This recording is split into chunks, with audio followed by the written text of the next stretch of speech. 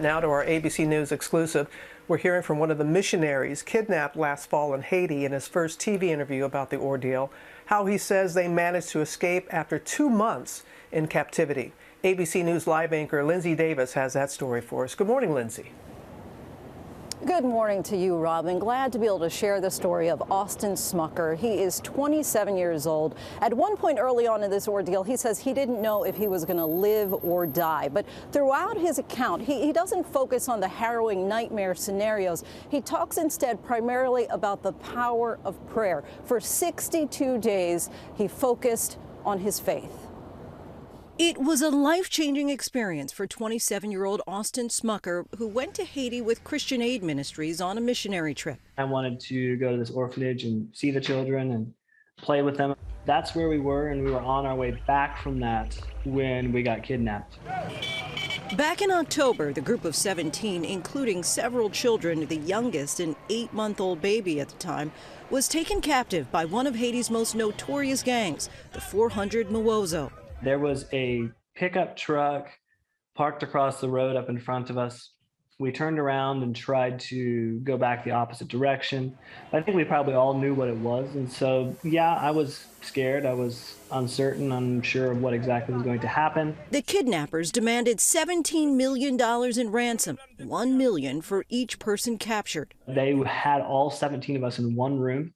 It was quite a small room, probably about 10 by 12. The other room in that building, there were, I think, 11 other prisoners, just other people that this gang had apparently kidnapped at times. It seemed like they never quite brought enough for all 17 of us to eat, to the point where we were actually full. But Austin says there were also signs of compassion from their captors. The guards brought us some fans to try and cool us down.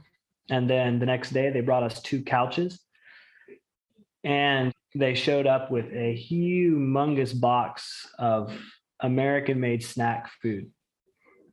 And those 3 things gave me a pretty good feeling that these guys probably aren't out to hurt us. Nearly a month into their stay, there was reason to rejoice. 2 of the 17 kidnapped were freed. This is a faithful group, obviously. So was there a lot of prayer throughout the 62 days? We took turns about a half hour or an hour at a time praying, and we would try and pray the entire 24 hours. And then, after more than 2 months in captivity spent planning and watching, they made their escape through a door typically blocked and under heavy guard. We talked about it, we prayed about it. They couldn't see us go out that door.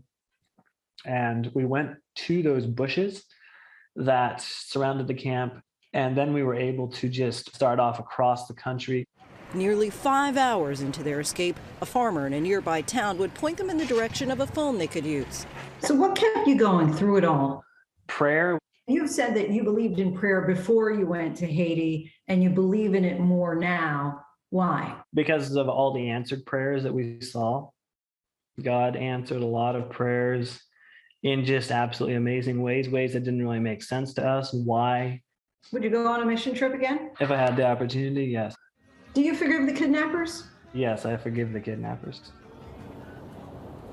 And Austin says he doesn't know who paid the ransom or how much they paid. In fact, he really credits God with their escape. And you heard him there. He says he would do it all over again and go on a mission trip. He says that we are put here to serve, and he intends to continue doing just that, Robin.